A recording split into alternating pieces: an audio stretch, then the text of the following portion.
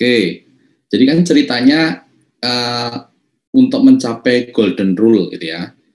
Oke, kita ulangi lagi konsep golden rule yang telah kita pelajari. Kita mungkin analisis secara grafis lebih enak gitu ya. Oke, golden rule tercapai. Jadi kita mempunyai fungsi Y gitu ya sebagai fungsi dari K. Kemudian kita mempunyai fungsi depresiasi itu untuk keadaan tanpa perkembangan penduduk, tanpa teknologi. Kalau ada kedua-duanya, maka kita mempunyai fungsi break-even investment ya.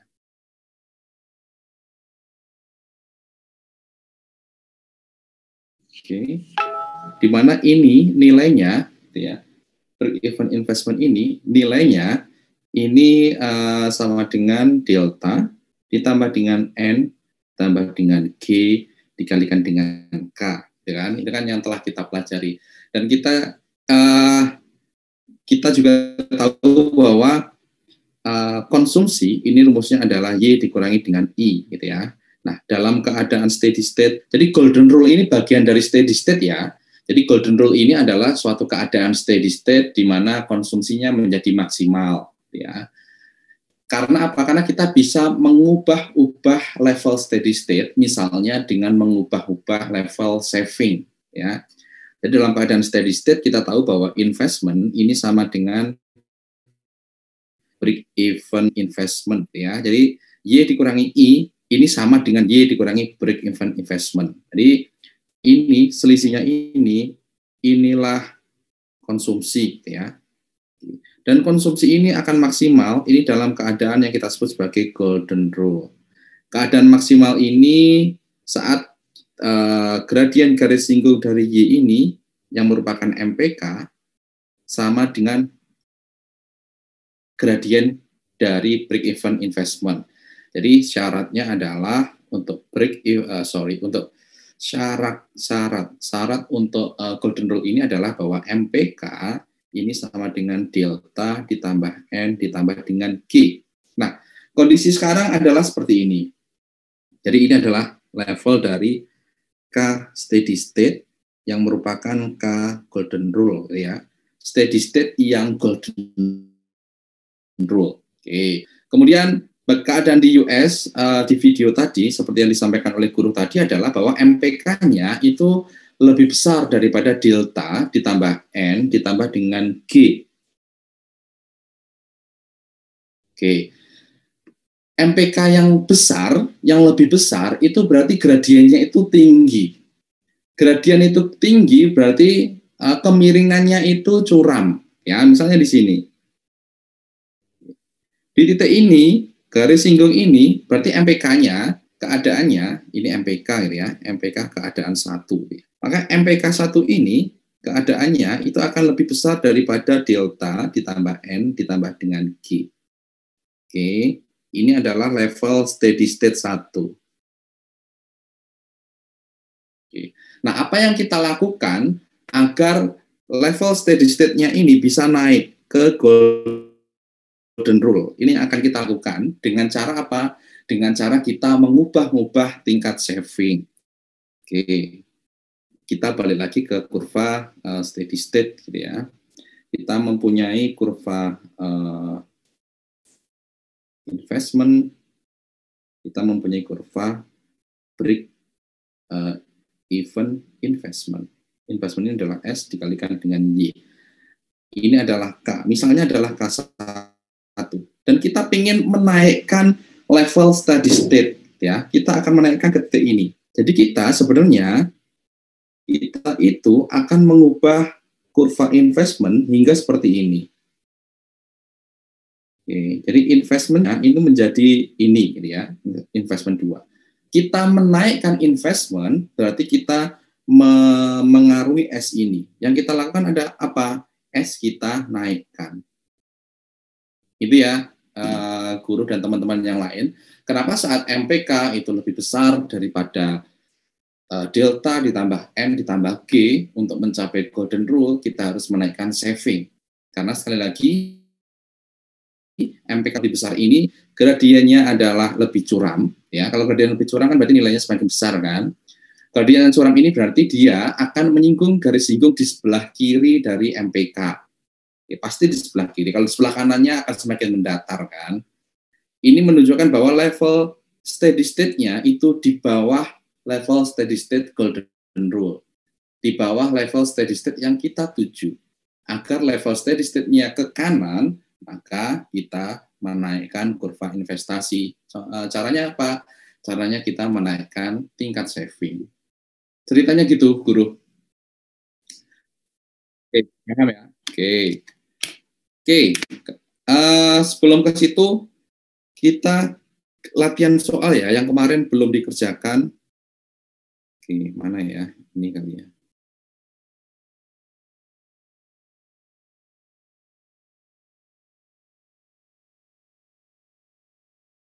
Renot. Oke, ini soal yang kemarin silakan dikerjakan dulu. Kita nanti kerjakan bareng-bareng. Nanti kita bahas bareng-bareng. Ini soal yang kemarin di slide yang kemarin. Oh, saya lupa hari ini saya belum kirim slide ya. Saya sudah kirim slide belum ya? Belum, Pak. Oh, belum, Pak. Belum.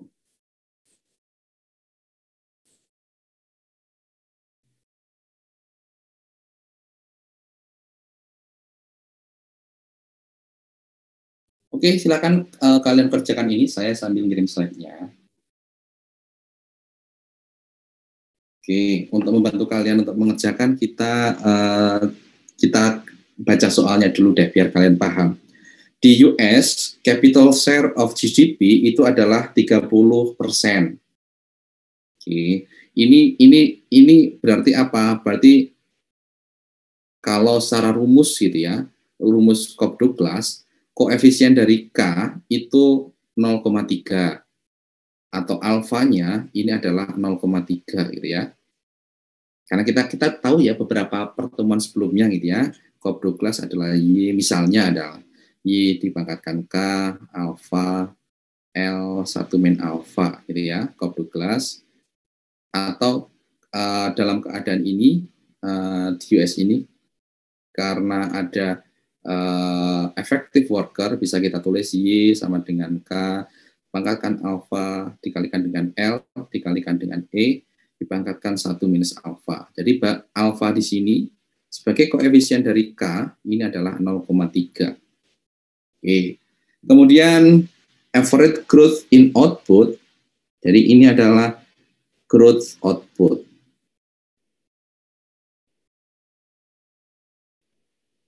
Growth outputnya adalah 3%,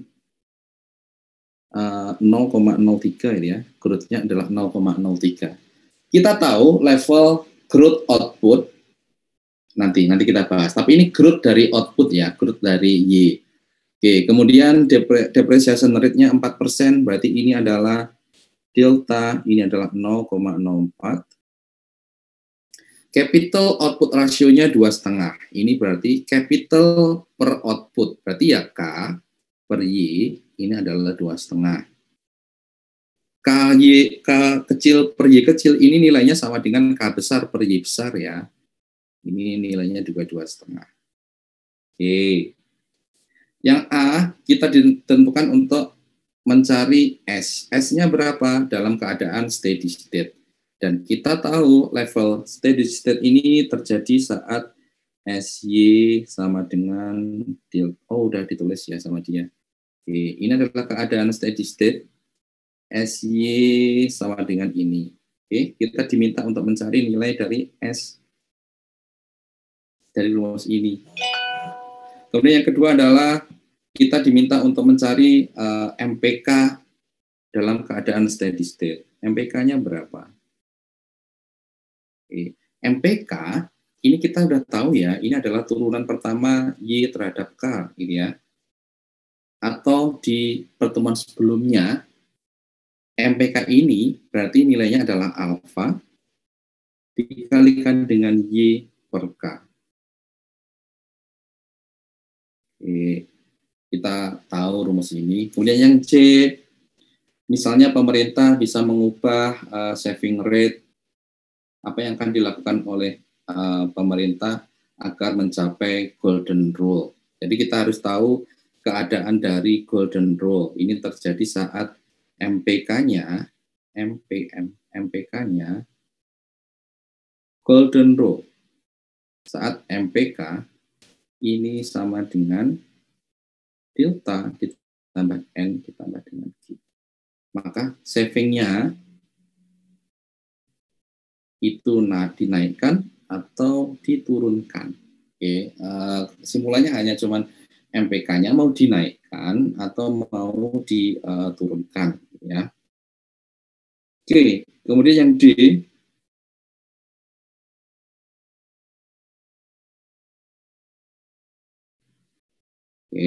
yang D, what will the capital output ratio? Oke, ini kita diminta untuk mencari capital output ratio Y per K dalam keadaan steady state.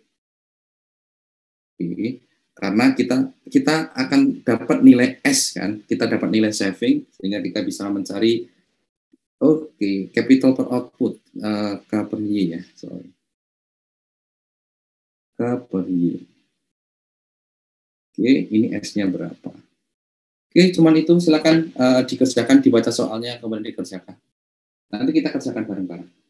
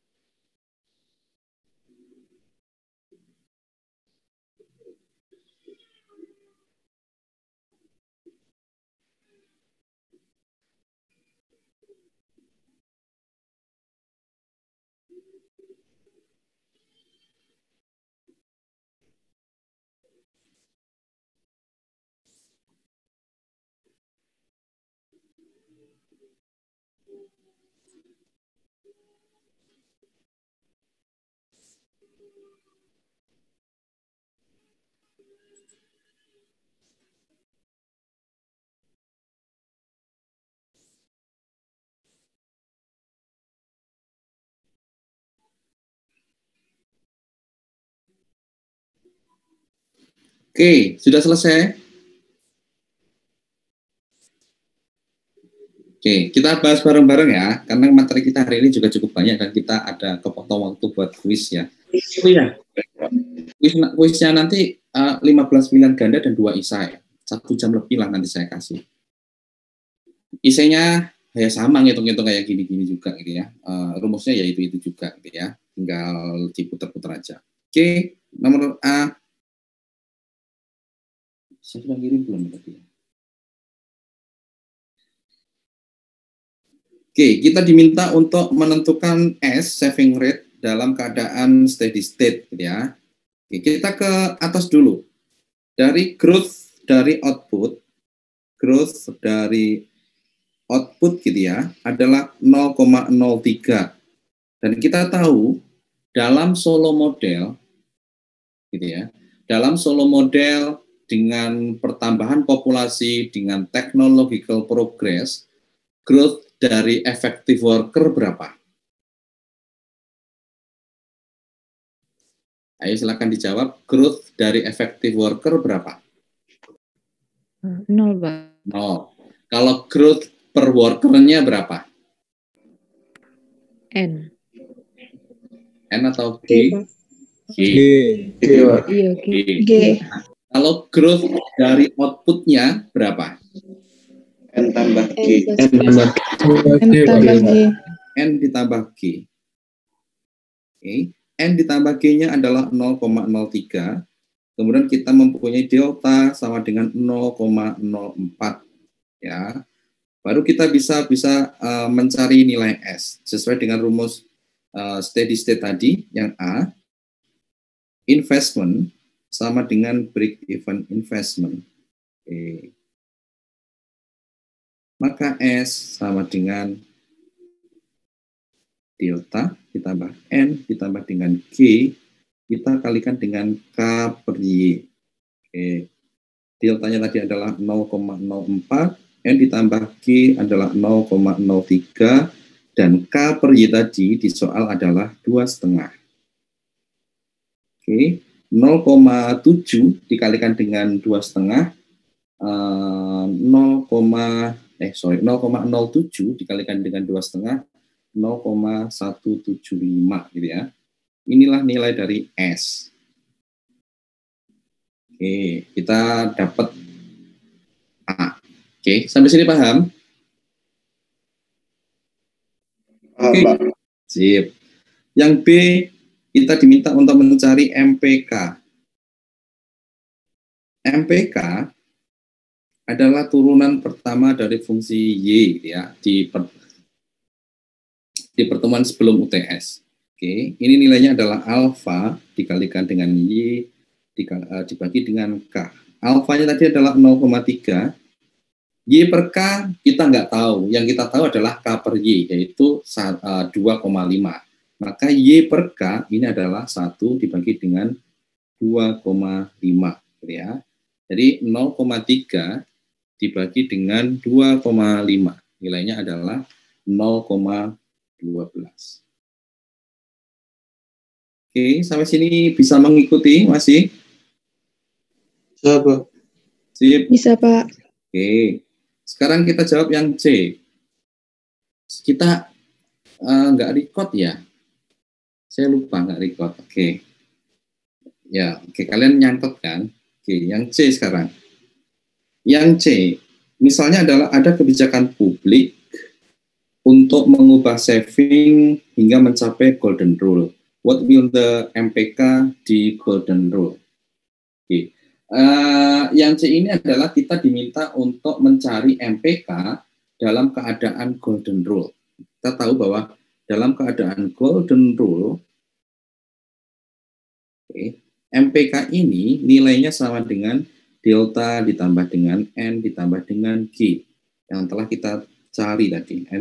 Delta ditambah N ditambah G 0,07. Oke. Ini MPK golden rule.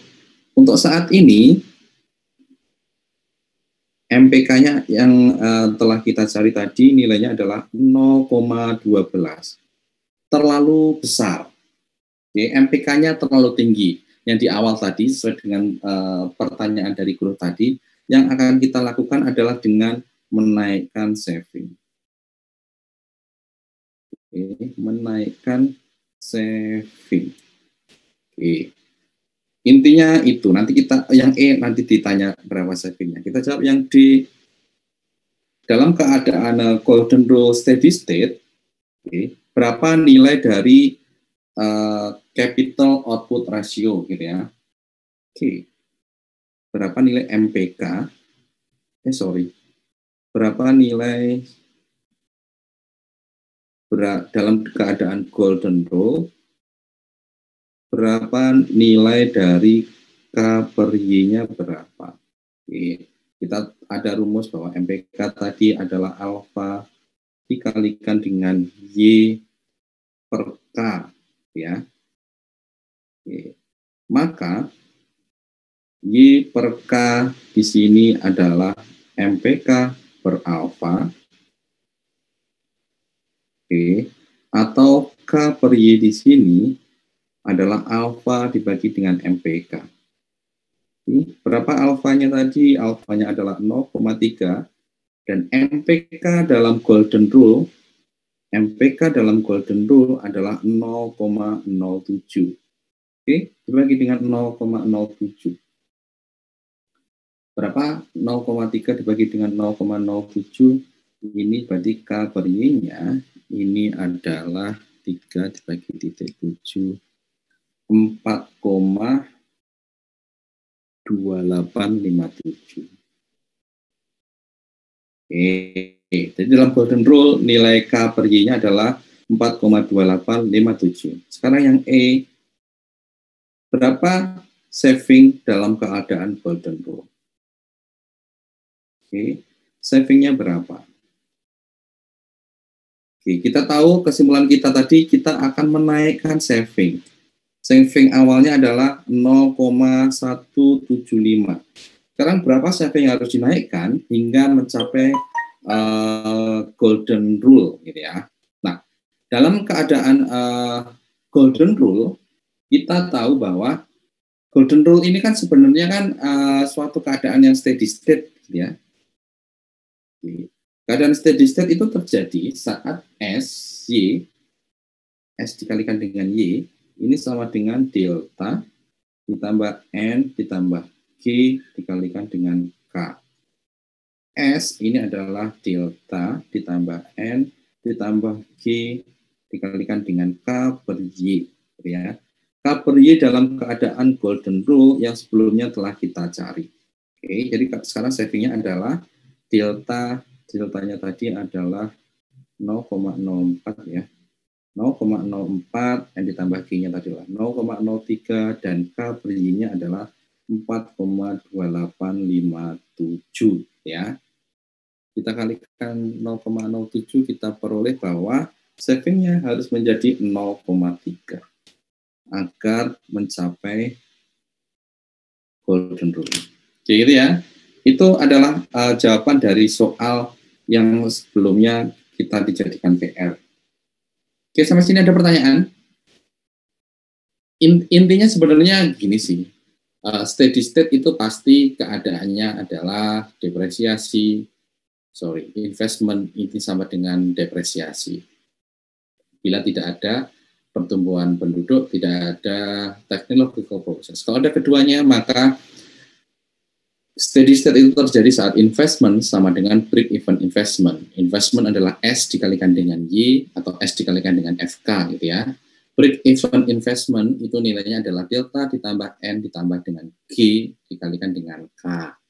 Keadaan golden rule merupakan keadaan steady state, jadi keadaannya sama, investment sama dengan break-even investment, tetapi kondisinya adalah MPK ini sama dengan gradien. Jadi MPK sama dengan delta, atau MPK sama dengan delta ditambah N, atau MPK sama dengan delta ditambah N ditambah G, jika ada pertumbuhan penduduk dan jika ada technological progress. Selebihnya hanya pengembangan-pengembangan saja, gitu ya, pengembangan-pengembangan saja. Oke ya, lanjut ya. Oke, sekarang kita akan ke materi kita pada hari ini. Kita akan membahas, salah ya, bukan ini seharusnya. Oke, saya salah bahan.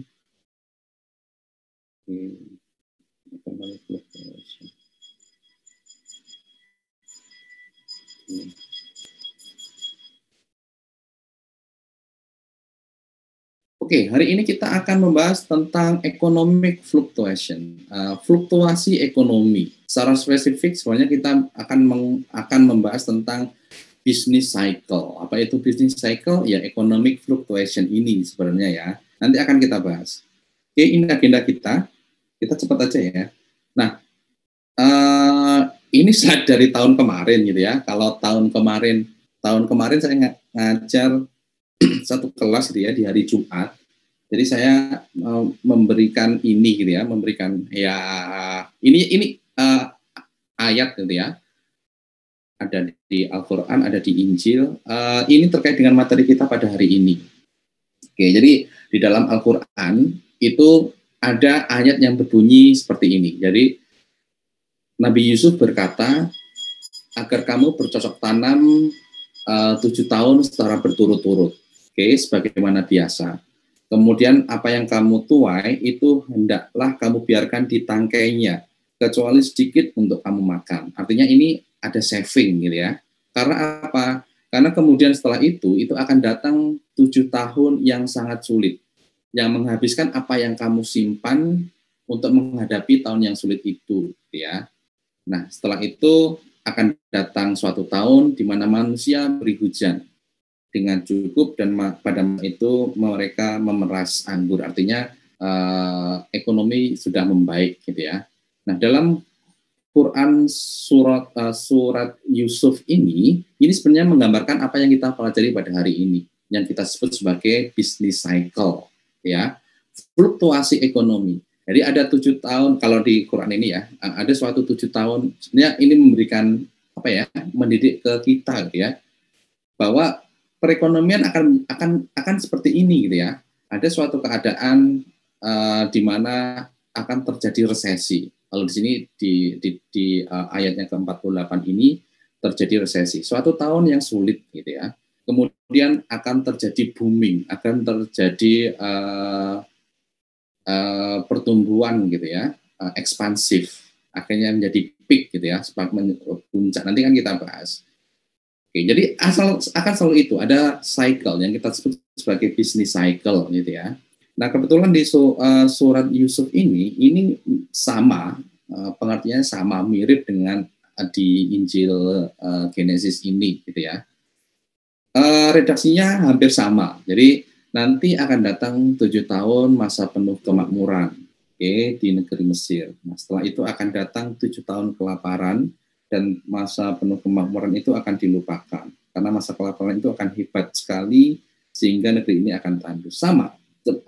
Sama sih seperti yang disampaikan tadi, cuman beda ini aja ya ayatnya. Tapi ini sebenarnya menggambarkan apa yang kita sebut sebagai business cycle, apa yang kita sebut sebagai fluktuasi ekonomi gitu ya. Nanti kalian yang muslim mungkin bisa dibaca di surat ini, mungkin yang Kristen kalau saya nggak salah ya bisa baca di surat ini juga. Oke, itu pengantar aja. Seharusnya di hari Jumat gitu ya, biasanya saya ngajar hari Jumat. Nah, sekarang kita ke business cycle. Oke, kita sudah belajar gitu ya, yang kemarin di waktu kita mempelajari Solo Model gitu ya, bahwa perkembangan ekonomi dan pendapatan per kapita itu ditentukan oleh pertumbuhan jangka panjang. Oke, itu telah kita pelajari sebelumnya. Namun dalam jangka pendek, perekonomian itu akan berfluktuasi. Jadi oke, kita telah belajar bahwa dalam keadaan steady state, ada pertumbuhan populasi, ada pertumbuhan penduduk, perekonomian tetap tumbuh sebesar N ditambah G, gitu ya. Jadi itu merupakan terminologi dalam jangka panjang, gitu ya. Dalam jangka panjang akan tumbuh terus seperti ini. Tetapi kalau kita lihat tahun per tahun, bulan per bulan, kuartal per kuartal, itu tidak mulus tumbuh 3% seperti itu. Tetapi dia akan berfluktuasi, naik, turun, naik, turun, naik, turun, gitu ya. Dalam jangka panjang itu biasanya puluhan tahun, gitu ya. Tapi dalam puluhan tahun hingga mungkin ratusan tahun itu akan ada suatu fluktuasi, ya. Misalnya kalau di Quran sama Injil tadi, dalam masa 7 tahun itu ada booming, kemudian ada resesi, dan seterusnya, ya. Nah, fluktuasi jangka pendek dalam hal output dan pengangguran inilah yang disebut dengan business cycle. Jadi fluktuasi ini yang kita sebut sebagai business cycle. Nah, pembahasan hari ini kita akan membahas tentang penyebab dari fluktuasi itu. Oke, kemudian kita akan mempelajari model dan kebijakan pemerintah untuk menjaga kestabilan. Jadi intinya gini. Oke, sebelumnya kita sudah membahas perekonomian akan tumbuh. Misalnya ini Y gitu ya, ini Y, ini T. Perekonomian itu akan tumbuh karena akan tumbuh sebesar N ditambah G gitu ya, kira-kira 3% per tahunan kalau di US gitu ya. Kalau kondisinya sudah steady state. Kalau belum steady state lebih tinggi daripada itu gitu ya. Itu trennya untuk jangka panjang akan seperti itu. Namun dalam jangka pendek untuk mencapai tren ini itu akan terjadi fluktuasi. Naik turun di sekitar tren itu. Naik turun, mungkin turunnya tinggi, akhirnya naik lagi dan seterusnya ya. Tapi intinya itu ada fluktuasi. Dan fluktuasi inilah yang kita sebut sebagai business cycle. Oke, yang kita sebut sebagai business cycle. Nah, inilah business cycle yang telah saya sebutkan tadi gitu ya. Oke, ada tren. Jadi yang garis berputus-putus ini ada tren. Tren karena memang kalau keadaan steady state kita akan tetap tumbuh gitu ya. Namun tidak semudah itu karena di dalam jangka pendek akan terjadi fluktuasi-fluktuasi. Gitu ya. Akan terjadi fluktuasi-fluktuasi. Dalam jangka panjang kita sudah belajar gitu ya. Ini terutama akan terjadi karena teknologi gitu ya. Karena memang teknologi akan membuat pertumbuhan menjadi tetap ada ya, tetap sustain. Dan level dari Y ini ditentukan, kita sudah belajar ada K, ada L gitu ya. Kita telah belajar ini. Tetapi dalam jangka pendek sekali lagi ada fluktuasi-fluktuasi gitu ya. Kita sampai mungkin 2 atau 3 pertemuan lagi atau mungkin sampai akhir gitu ya. Kita akan mempelajari tentang fluktuasi ini. Kita akan mempelajari tentang fluktuasi ini. Oke, gitu ya. Nah, komponen dari business cycle itu ada 4. Yaitu keadaan yang ekspansi, expansion, naik, akhirnya mencapai peak, kemudian dia construction, akhirnya mencapai trough, gitu ya. Jadi, business cycle akan seperti itu. Dia akan naik turun di sekitaran tren, gitu ya. Misalnya saat ini, kita mengalami business cycle di kontraksi gitu ya, bahkan mungkin akan mencapai trough, akan mencapai ya jauh dari level optimal kita gitu ya, jauh dari level pertumbuhan ekonomi trennya kita gitu ya, karena COVID misalnya gitu ya, kita di trough di mungkin di sini gitu ya. Inilah business cycle. Okay. Dan satu business cycle itu terjadi dari peak ke peak atau trough ke trough. Ini adalah satu business cycle. Dari peak ke peak atau trough ke trough. Oke, dari sini ke sini, jadi dari sini, periode dari sini ke sini, ini adalah satu business cycle. Berapa bulan misalnya, berapa tahun misalnya ya. Atau dari trough ke trough, atau dari sini ke sini gitu ya. Ya kayak gelombang aja ya kalau kita pelajari fisika gitu ya. Jadi bisa dari peak ke peak atau trough ke trough gitu ya. Itu satu masa business cycle. Di kita tidak ada yang menghitung ini, tapi kalau di US ada ini dihitung oleh National Bureau of Economic Research. Dia akan menghitung kapan ekonomi Amerika resesi, kapan ekonominya terjadi ekspansi gitu ya. Kontraksi atau ekspansi, kapan peak, trough, itu sudah dihitung sama mereka, tetapi kita tidak ada dihitung. Nah, rule of thumb-nya, kapan terjadi resesi ini terjadi saat penurunan PDB real itu paling tidak 2 kuartal. Gitu ya. Jadi kalau 2 kuartal berturut-turut itu terjadi penurunan PDB real, artinya pertumbuhan ekonominya negatif, year on year, berarti terjadi resesi. Misalnya kita saat ini terjadi resesi ya, berdasarkan rule of thumb ini gitu ya. Di kuartal sebelumnya, di kuartal kedua kita resesi, kuartal ketiga resesi juga. Maka di kuartal kedua pertumbuhan negatif, kalau kuartal ketiga pertumbuhan negatif juga. Berarti kita mengalami resesi gitu ya, berdasarkan rule of thumb ini.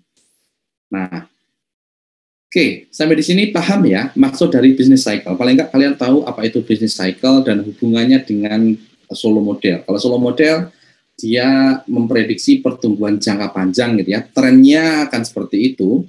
Tetapi kalau kita lihat lebih spesifik lagi untuk rentang yang lebih pendek, bisa bulanan, kuartalan, tahunan, itu ternyata akan berfluktuasi. Nah, fluktuasi dan penyimpangan terhadap tren inilah yang disebut dengan business cycle.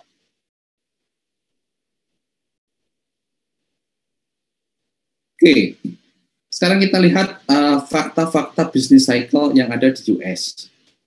Oke. Kita tahu PDB tumbuh rata-rata 3% per tahun. Inilah tren, ya. Inilah tren. Oke, tren pertumbuhannya adalah 3% per tahun. Tetapi dalam jangka pendek terjadi fluktuasi. Inilah bisnis cycle. Oke, dalam jangka panjang akan tumbuh, tetapi dalam jangka pendek itu fluktuasi, naik turun, naik turun, naik turun, naik turun. Walaupun naik turunnya itu pasti akan di sekitar tren, gitu ya. Itu yang kita sebut sebagai business cycle. Nah, outputnya berfluktuasi. Konsumsi dan investasi juga berfluktuasi. Nanti akan kita lihat bahwa investasi fluktuasinya ternyata lebih tinggi daripada konsumsi, gitu ya. Karena kenapa konsumsi tidak lebih tinggi dari investasi? Ya konsumsi, ya fluktuasi kita mengkonsumsi makanan seperti apa sih? Ini kan kita tetap makan ya kayak gitu gitu ya. Jadi kita lebih nggak cuma makan ya, tapi lah, untuk mencegahkan konsumsi saya mengambil contoh makan tadi. Nanti kita lihat bahwa investasi itu akan lebih fluktuatif. Oke. Nah, ternyata di dalam fluktuasi ekonomi itu terdapat hubungan yang mungkin negatif antara PDB dengan pengangguran. Jadi ada hubungan yang negatif antara PDB, antara output, gitu ya, dengan pengangguran yang ditunjukkan dengan Okun's Law, ya, yang ditunjukkan dengan Okun's Law. Oke, sorry ya, saya minta waktunya sedikit, sorry.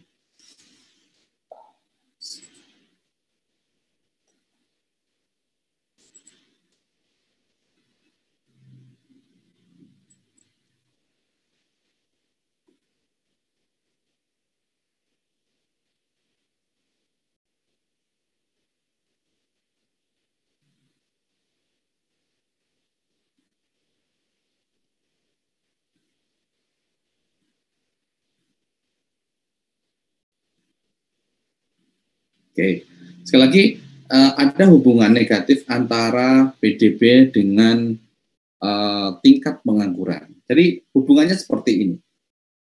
Oke, pertumbuhan anormal dari Amerika itu adalah 3% per tahun, ya. Kita sudah tahu pertumbuhannya adalah 3% per tahun, ya. Nah, pertumbuhan ekonomi ini itu akan berfluktuasi.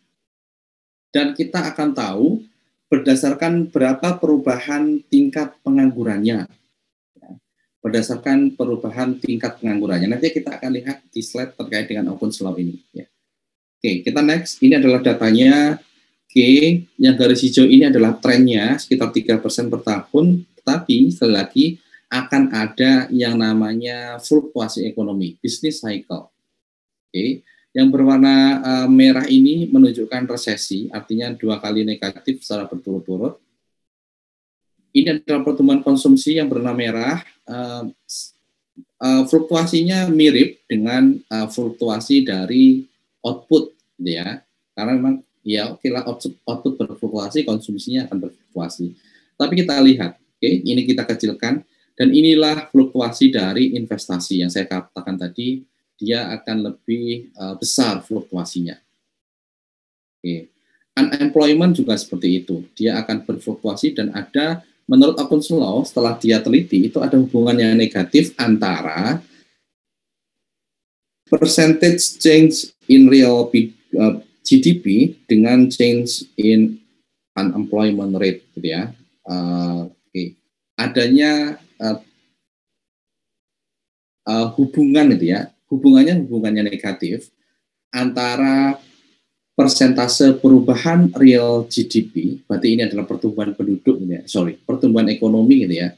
Ada hubungan negatif antara pertumbuhan ekonomi dengan perubahan tingkat pengangguran. Jadi ada hubungan antara pertumbuhan ekonomi dengan perubahan tingkat pengangguran. Oke, setelah diteliti seperti ini, kalau kita tarik garis kan seperti ini, ada hubungannya negatif, gitu ya. Nah, inilah Okun's Law. Oke, di mana persentase perubahan PDB real di US atau pertumbuhan ekonomi di US itu ada 3%, dikurangi 2 kali perubahan tingkat pengangguran. Oke, jadi misalnya gini. Oh, sorry.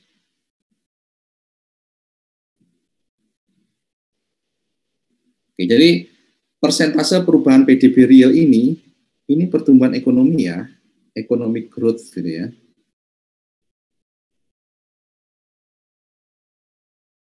Pertumbuhan ekonominya atau persentase perubahan PDB realnya ini sama dengan 3% dikurangi 2 kali perubahan tingkat pengangguran. Misalnya tingkat pengangguran normal di Amerika adalah 5%. Jika tahun ini tingkat penganggurannya 5%, tahun berikutnya juga 5% gitu ya, berarti perubahannya adalah 0. Maka economic growth dari US itu tetap akan 3%. Oke, jadi misalnya sekali lagi ini adalah keadaan normal, misalnya ini adalah keadaan normal ya, normalnya tingkat pengangguran di US adalah 5%. Dengan 5% ini, kita kasih contoh di sini aja ya. Ada growth-nya berapa, economic growth-nya berapa, ini adalah perubahan unemployment rate gitu ya. Oke. Saat unemployment rate ini berubah dari 5%, ternyata tahun depan juga 5%, maka bisa diprediksi bahwa pertumbuhan ekonominya tetap 3%. Oke. Karena 3% dikurangi 2 kali 0 ya, 3%. Tetapi misalnya unemployment rate-nya itu yang biasanya 5% gitu ya, ternyata mencapai 6%. Berubah 1%, maka pertumbuhan ekonomi akan turun 2%, akan turun 2 kali lipatnya. Oke. Jadi awalnya 3% akan menjadi 1%. Bagaimana jika berubah misalnya dari 5%, penganggurannya mencapai 8% misalnya? Ada kenaikan pengangguran 3%. Oke, maka 2 kali 3 adalah 6, maka pertumbuhan ekonominya 3 dikurangi 6 minus 3%. Ya, kemungkinan akan terjadi resesi ya.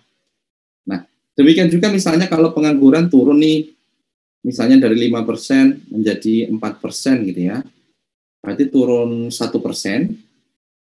Oke, maka pertumbuhan ekonomi itu akan menjadi 5% gitu ya. 3% dikurangi 2 dikalikan dengan negatif 1 ya, negatif 1% menjadi 5%. Itulah Okun's Law gitu ya. Ada hubungan negatif antara persentase perubahan PDB real atau pertumbuhan ekonomi dengan perubahan tingkat pengangguran. Oke. Dengan perubahan tingkat pengangguran. Oke, Okun's Law ini nanti akan kita bawa sampai ke pertemuan terakhir gitu ya. Di pertemuan terakhir nanti kita ulangi lagi saat kita membahas kurva Philip. Tapi intinya seperti ini. Ada hubungan negatif antara pertumbuhan ekonomi dengan perubahan tingkat pengangguran. Sekarang kita akan belajar tentang leading economic indicator. Leading economic indicator ini sebenarnya sesuai dengan namanya ya. Leading berarti ini adalah variabel ekonomi yang mendahului perubahan ekonomi. Jadi ini misalnya gini, dengan kita melihat variabel-variabel ini, kita bisa memprediksi bagaimana nanti output akan berubah. Gitu ya. Dia sifatnya mendahului, leading. Oke. Jadi kita bisa meramalkan ekonomi, meramalkan pertumbuhan ekonomi saat kita tahu perubahan leading indicator ini. Leading indicator contohnya apa? Ini yang pertama adalah rata-rata jam kerja mingguan. Misalnya rata-rata jam kerja mingguan tiba-tiba turun, maka kita bisa memprediksi di beberapa waktu kemudian output juga akan turun, ya. Jadi sifat-sifat leading indicator ini sekali lagi dia akan mendahului, ya, mendahului ekonomi. Kemudian klaim asuransi pengangguran, kalau klaimnya meningkat, berarti kemungkinan outputnya nanti akan segera turun dan seterusnya. Ada order perusahaan, ada order terhadap barang modal, ada ISM Index. ISM Index ini saya lupa. I-nya apa ya, kan Institute of mungkin Social Management kali ya. Nanti kalian cek lah ya. Saya lupa apa ini ISM. Tapi ini sebenarnya adalah indeks yang dibangun oleh ISM ini, gitu ya. Jadi indeks ini menggambarkan berapa perusahaan yang mengalami kenaikan permintaan barang dan berapa yang mengalami penurunan kenaikan barang, ya. Kalau nilainya positif dan tinggi berarti perekonomian tumbuh karena kenaikan permintaannya tinggi dan sebaliknya, ya. Kemudian ada izin mendirikan bangunan, kalau berarti tinggi berarti ekonomi nantinya akan diprediksi akan tumbuh. Ada indeks harga saham, ada leading index kredit, ini indeksnya kredit, ada spread bunga 10 tahunan antara treasury bonds dengan federal fund. Kalau spreadnya tinggi, artinya federal fund-nya ini rendah, gitu ya, berarti memang perekonomian stabil, perekonomian akan meningkat, gitu ya. Kemudian ada ekspektasi konsumen juga.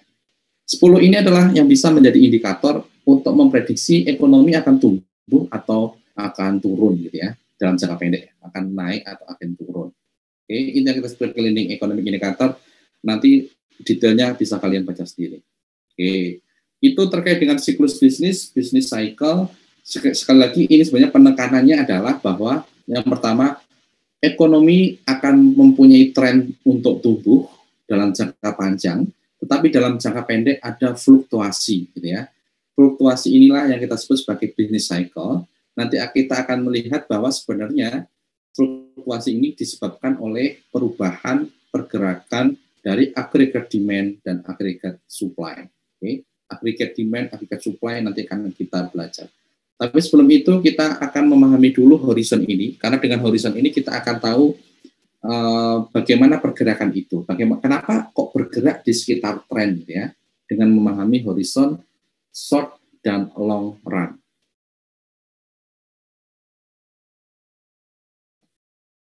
Oke, 1 jam kita selesaikan 1. Oke, lanjut ya, masih banyak materi kita. Slide 17 dari 40. Oke, nanti kalian baca sendiri ya sisanya ya. Oke. Kita waktu pertama kali ketemu, ya, di pertemuan pertama, saat kita membahas Keynes, saat kita membahas klasik, kita ada terminologi harga yang fleksibel dengan harga yang sticky, di mana dalam jangka panjang harga itu akan fleksibel, harga akan berubah-berubah. Yang ini ditunjukkan dengan kurva long run aggregate supply yang vertikal, ya. Di LRAS-nya ini akan vertikal. Oke, kurvanya seperti ini. Ini LRAS. Jadi kalau ada perubahan aggregate demand, dia akan memengaruhi harga. Harga fleksibel. Kalau dalam jangka pendek, hal yang paling dramatisir, gitu ya, LRAS-nya itu akan vertikal. Ini adalah short run aggregate supply. Jadi kalau ada perubahan aggregate demand, ya, ini akan memengaruhi output dan harganya tetap. Itulah mengapa harganya adalah sticky, ya, lengket. Oke. Itulah perbedaan antara short run dengan long run. Sekali lagi, kalau short run ini harga lengket, harganya kaku, yang ditunjukkan dengan short run aggregate supply-nya mendatar, sehingga kalau ada perubahan demand, harga tidak berubah, dan yang berubah adalah output, gitu ya. Yang berubah adalah output. Karena di dalam kurva aggregate demand aggregate supply ini adalah sama dengan waktu kita membahas permintaan penawaran, ya. Ini price, ini kuantitinya dalam bentuk Y, gitu ya. Ini price, ini. Oke. Sekali lagi, dalam jangka pendek harga itu kaku, harga itu sticky, harga itu lengket, yang ditunjukkan dengan short run agregat supply-nya mendatar, sehingga kalau ada perubahan agregat demand itu tidak mempengaruhi harga, hanya mempengaruhi output. Sedangkan dalam jangka panjang, harga itu fleksibel, yang ditunjukkan dengan long run agregat supply-nya yang vertikal. Perubahan agregat demand tidak mempengaruhi output, karena dalam jangka panjang, sekali lagi, output itu hanya dipengaruhi oleh capital, labor, dan teknologi. Perubahan agregat demand tidak mempengaruhi output, hanya mempengaruhi harga. Gitu ya. Itu perbedaan antara short run dengan long run. Ya. Nah, ini yang saya sampaikan tadi. Menurut pandangan klasik, uang yang beredar hanya mempengaruhi nominal variable, namun tidak mempengaruhi real variable. Real variable, ya contohnya output tadi ya. Dia tidak mempengaruhi output, hanya mempengaruhi nominal variable, harga, gitu ya. Inilah netralitas uang. Oke. M berubah dalam jangka panjang itu tidak akan mempengaruhi real variable. Nanti secara grafis di belakang akan kita bahas. Namun dalam jangka pendek, karena harga tadi adalah sticky, maka perubahan uang yang beredar nanti akan mempengaruhi output. Harga tidak berubah, namun output lah yang berubah. Oke.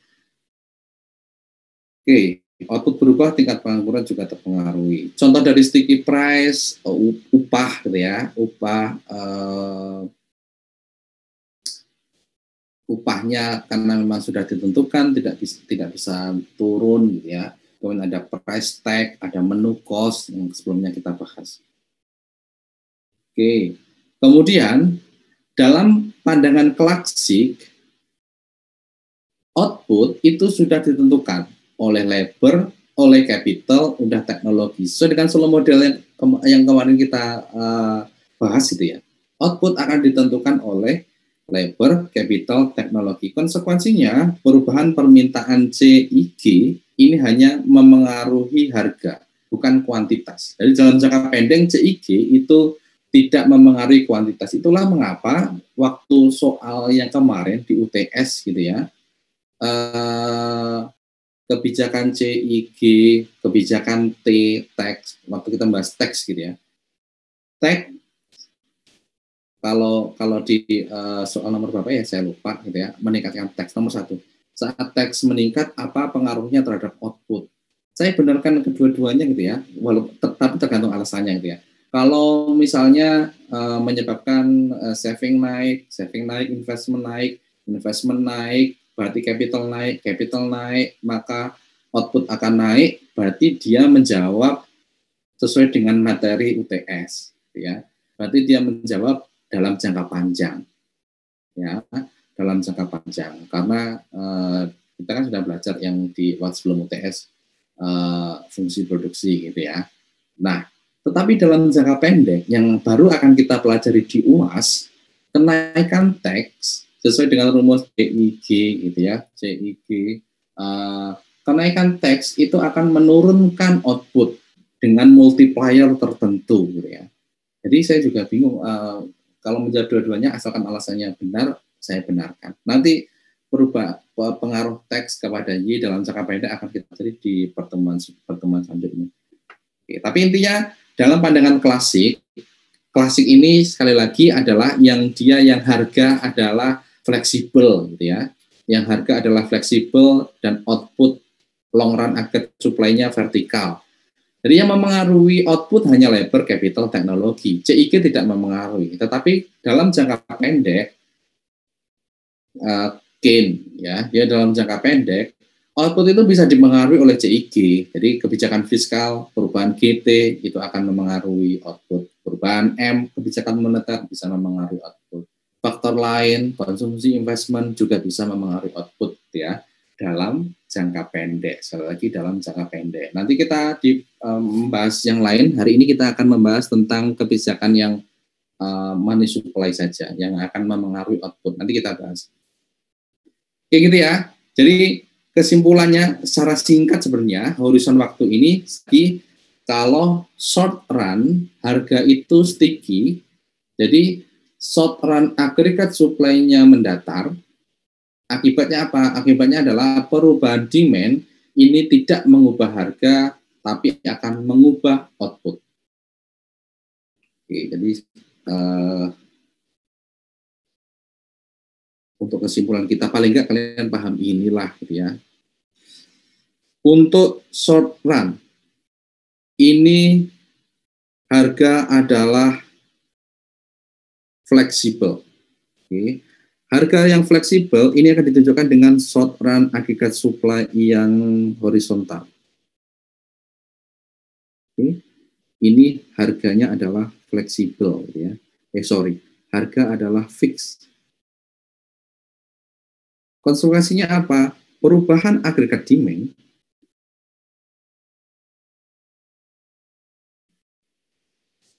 ini tadi sekali lagi ini adalah price, gitu ya. Ini adalah Y, gitu ya. Perubahan agregat demand ini hanya akan mengubah output dari Y ke Y1, gitu ya. Tapi harganya tetap. Inilah short run. Kalau long run ini adalah price, ini adalah Y, gitu ya. Ini adalah long run-nya, long run agregat supply. Akibatnya apa? Akibatnya perubahan agregat demand, dia hanya mengubah price, harganya fleksibel. Okay. Price-nya fleksibel.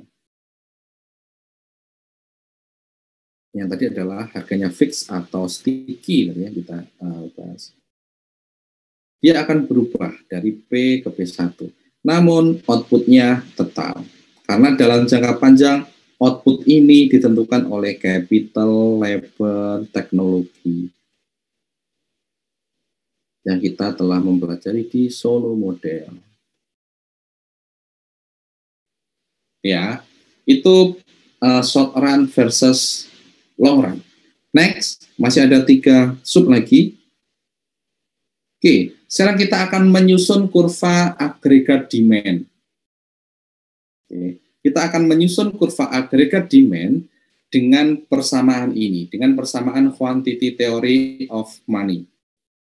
Oke, ini adalah persamaan. Kalau kalian masih ingat ya, pelajaran sebelum UTS, persamaan transaksi MV sama dengan P dikalikan dengan jumlah transaksi. Kalau transaksi ini sulit dilakukan, maka diganti dengan MV sama dengan P dikalikan dengan Y. Ya, price dikalikan dengan Y. M di sini adalah money supply. V di sini adalah velocity of money. Perputaran uang. P di sini ya tingkat harga, gitu ya. Tingkat harga atau PDB deflator, gitu ya. Kemarin kita belajar, gitu ya. Y ini adalah output, gitu ya. Outputnya adalah output real. Oke, MV dikalikan dengan PY. Kita akan agregat demand kan seperti kurva permintaan, gitu ya. Kita akan mencari hubungan antara price dengan Y, gitu ya. Seharusnya kan kalau permintaan ini, maka kita juga akan mencari hubungan sehingga kurvanya ya kayak gini juga, gitu ya. Agregat demand-nya nanti seperti ini. Nah, bagaimana menyusun kurva agregat demand yang merupakan hubungan antara price dengan Y? Kita menggunakan persamaan ini. MV sama dengan P dikalikan dengan Y. Saat ini tetap, ini nilainya tetap nih. Anggapannya adalah M tetap, V tetap. Maka kita memperoleh hubungan seperti ini. Agar tetap, gitu ya.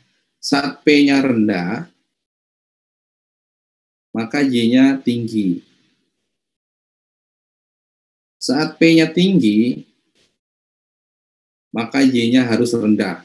Oke. Agar perkaliannya, agar P dikalikan dengan Y, ini tetap. Ya. Jadi dengan nilai asumsi M dan Y tetap, kita memperoleh hubungan ini. Saat P-nya kecil, Y-nya akan tinggi. Saat P-nya tinggi, Y-nya akan kecil. Sehingga kurvanya itu mempunyai slope seperti ini. Ya, Saat P-nya tinggi, Y-nya rendah. Oke.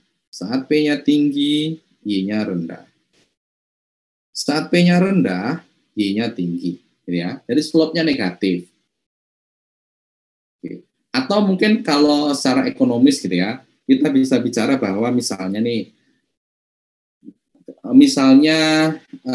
P naik, gitu ya, misalnya P naik, maka real money-nya, M per P-nya akan turun.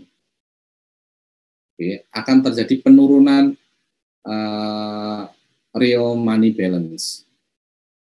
Oke, ini menyebabkan kita akan menurun untuk meminta goods and services. Sehingga saat P-nya tinggi, permintaan produk, agregat demand-nya itu akan rendah. Oke, saat P-nya tinggi, ini cara membacanya seperti ini.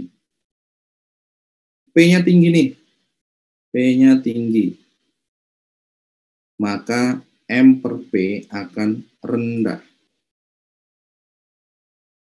M per P ini adalah real money. Saat real money, uang real kita itu turun, maka demand-nya secara keseluruhan gitu ya. Secara keseluruhan, maka kita sebut sebagai agregat. Juga akan rendah. Oke, jadi saat P-nya tinggi, agregat demand akan rendah. Saat P-nya tinggi, nilai dari agregat demand akan rendah. Dan seterusnya. Oke, jadi hubungannya sama. Hubungannya adalah negatif. Oke, sekarang kurva agregat demand ini bisa bergeser akibat dari perubahan money supply. Jadi M berubah, ini akan menyebabkan agregat demand itu juga akan berubah. Karena apa? Karena kita dasar untuk menyusun agregat demand tadi adalah bahwa MV sama dengan PY. Saat M-nya ini naik, kita menganggap M dan V tetap kan tadi.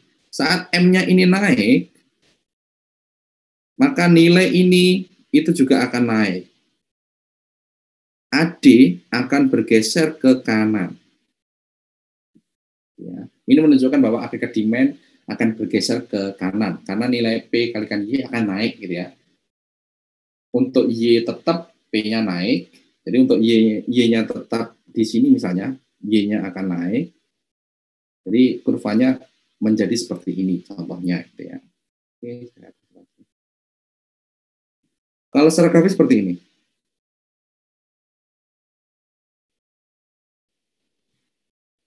Ternyata ya. Oke, jadi saat M naik, oke, ini kondisinya adalah money supply-nya naik, gitu ya. Maka AD-nya, kurva AD-nya akan bergeser ke kanan.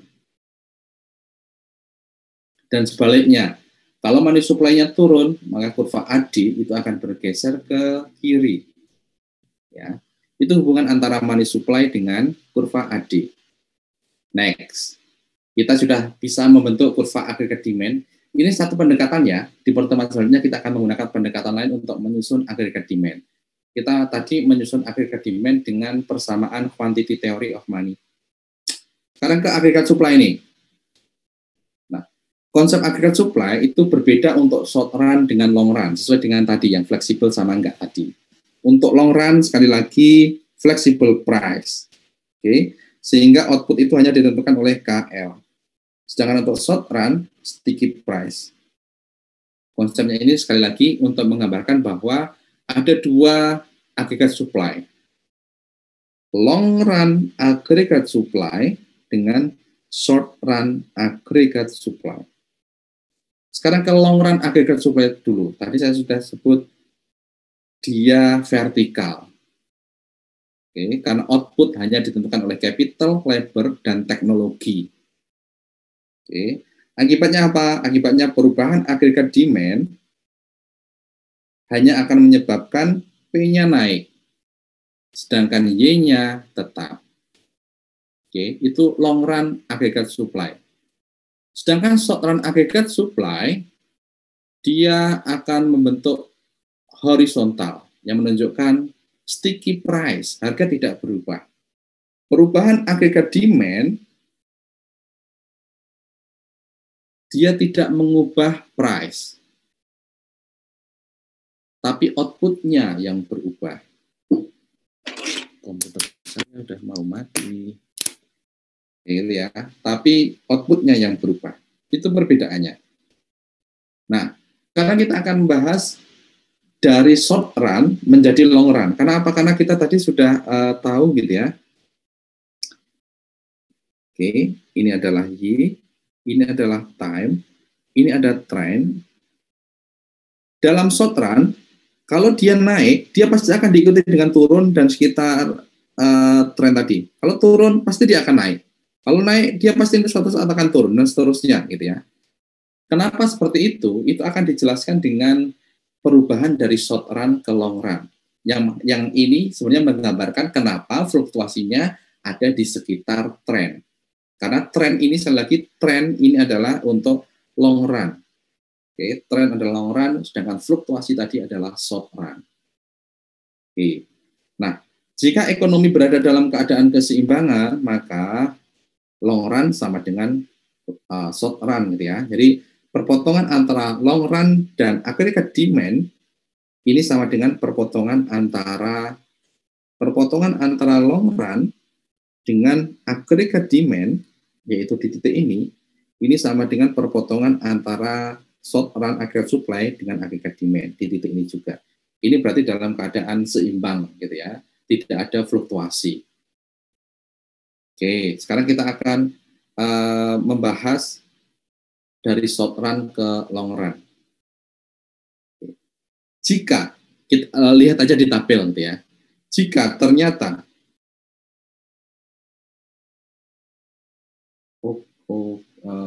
simbolnya nggak keluar, ini simbol apa ya?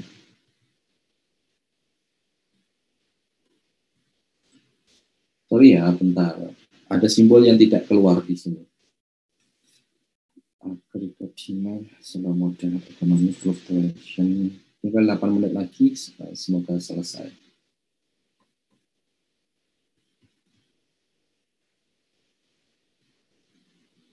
Oke. Jika misalnya Y-nya itu lebih besar daripada Y aksen. Y aksen ini adalah Y long run, gitu ya. Long run. Oke, atau ya Y long run lah. Atau Y trend, gitu ya. Y dalam long run. Jika suatu keadaan ekonomi Y-nya itu akan menyebabkan Y-nya berada dalam posisi di atas long run, di atas trennya, itu nanti akan diikuti dengan kenaikan price, sehingga nanti akan kembali lagi Y-nya ini sama dengan Y long run atau Y trend tadi. Oke. Nah, kalau kondisinya Y kurang dari Y, artinya Y yang saat ini terjadi itu lebih rendah daripada trend, berarti dalam keadaan trough atau dalam keadaan kontraksi atau keadaan resesi, gitu ya. Ini akan diikuti dengan penurunan harga, penurunan harga yang kemudian menyebabkan Y-nya kembali lagi sama dengan Y jangka panjang, Y long run atau Y trend, gitu ya. Kalau Y-nya sama, berarti harganya tidak berubah. Ini secara grafis ditunjukkan dengan seperti ini. Oke, misalnya nih, terjadi perubahan agregat demand. Dalam short run, akan menyebabkan equilibrium berubah dari A ke B. Y berubah dari Y ke Y2. Keadaannya adalah, dalam jangka pendek ini adalah Y lebih besar daripada Y bar. Y lebih besar daripada Y jangka panjang. Y lebih besar daripada Y trend tadi. Sesuai dengan konsep kita tadi, saat Y lebih besar daripada Y trend, maka harga akan naik sedikit demi sedikit hingga dia mencapai keseimbangan di C, hingga kembali ke Y. Oke. itulah perubahan dari short run ke long run, gitu ya. Sekali lagi, kalau dia diturun, harga akan naik, sehingga kalau Y-nya di atas dari tren, di atas dari Y jangka panjang, harga akan naik, sehingga Y akan kembali lagi ke titik J, ya, ke keadaan Y jangka panjang atau Y trend. Sebaliknya, nggak ada sebaliknya ya. Oke. Sebaliknya, oke deh, saya gambar sebaliknya. Sebaliknya, jika agregat demand misalnya suatu kondisinya adalah di sini, sehingga menyebabkan Y-nya ada di sini, maka lama-kelamaan harga itu akan turun. Demikian seterusnya hingga mencapai Y keseimbangan, Y trend, Y jangka panjang, ya. Yang menyebabkan sekali lagi ini adalah Y trend, Y bar atau Y dalam jangka panjang, sehingga akan tetap terus ada di sekitar trennya itu, walaupun berfluktuasi akan kembali lagi berfluktuasi kembali lagi ke situ, gitu ya. Oke, sekarang kita akan mempelajari tentang kebijakan stabilisasi. Kita sudah membahas siklus bisnis, short run, long run, agregat demand, agregat supply. Sekarang ke kebijakan stabilisasi. Kebijakan stabilisasi ini adalah kebijakan yang dilakukan oleh pemerintah. Nanti bagaimana cara pemerintah untuk melakukan stabilisasi, gitu ya. Oke, kita bicara dulu apa yang disebut dengan shock. Shock ini atau kejutan, gitu ya. Itu adalah sesuatu di luar model yang akan mengubah AD dan mengubah AS.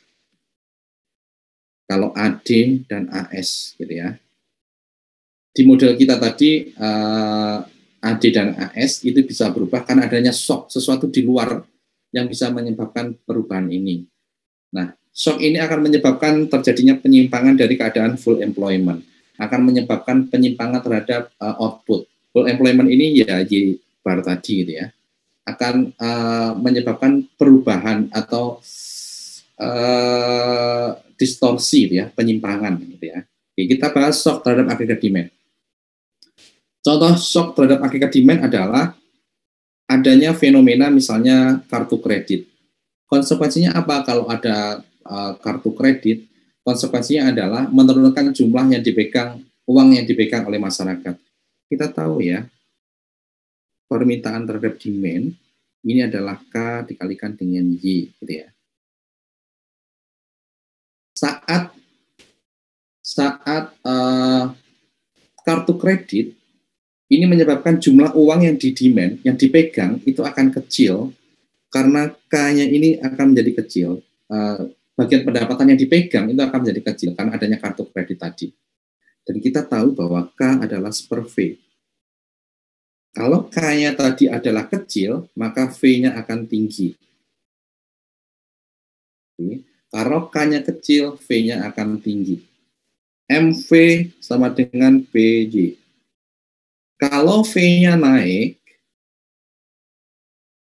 maka nilai dari PY juga naik. Ya. Nilai PY naik berarti kurva agregat demand ini akan bergeser ke kanan.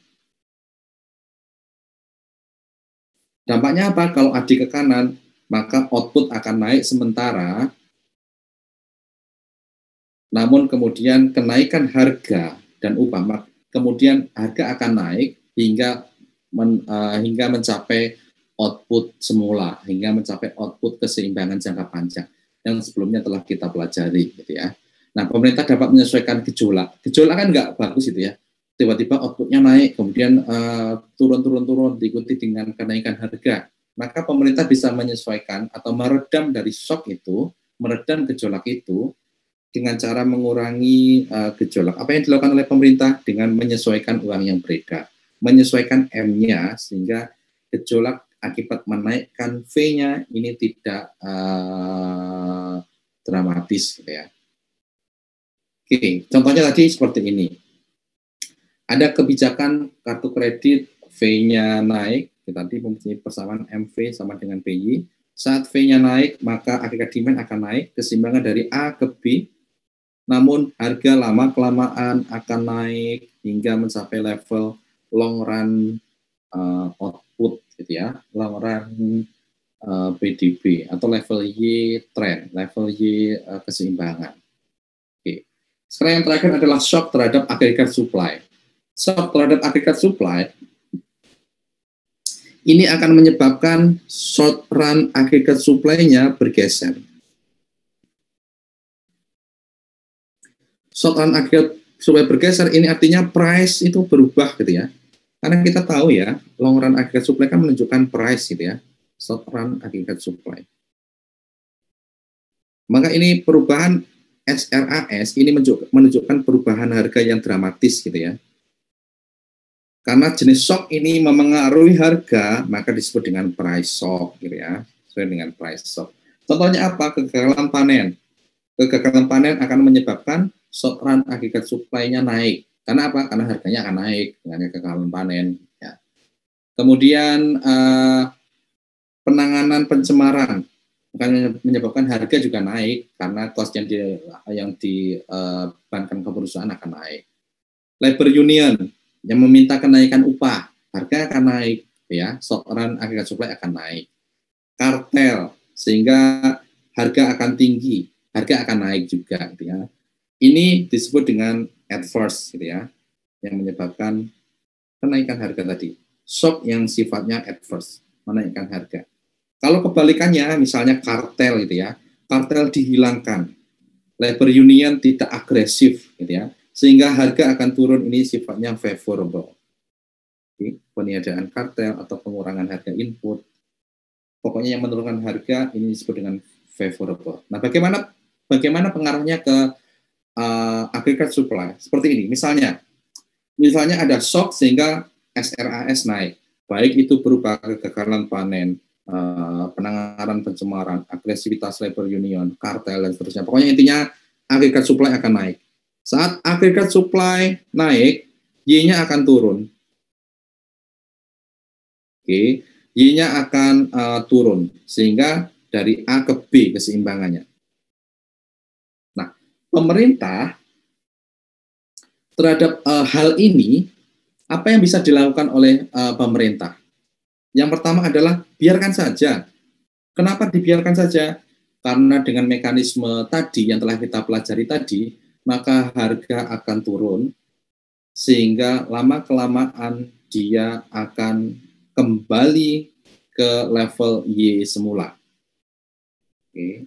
Ya dibiarkan saja kenaikan SRAS, tetapi pemerintah juga bisa dengan cara memengaruhi AD, memengaruhi agregat demand. Oke. Contohnya apa? Memengaruhi level dari uang yang beredar tadi. Sehingga kalau pemerintah mengambil kebijakan yang kedua, tidak pengen agar penurunan output ini bisa diatasi segera, bisa dengan cara menggeser agregat demand. Digeser kemana? Ya digeser ke atas. Karena yang awal tadi kan dari A ke B sini nih, akibat kenaikan SRAS. Oke. Saya nggak mau nih di level B, karena apa? Karena Y-nya itu di bawah Y optimal. Saya pengen balik. Agar Y-nya balik, maka kurva AD-nya saya geser ke AD2. Sehingga perpotongannya akan ada di titik C. Di titik inilah Y akan kembali ke Y semula. Walaupun konsekuensinya adalah harga akan naik, ya, karena harga akan naik sini. Oke, gitu ya. Itu pembahasan kita terkait dengan business cycle. Kemudian kita sudah membahas agregat demand, agregat supply, dan seterusnya. Tapi intinya seperti itu. Oke, sesuai dengan janji, saya potong 1 jam karena ternyata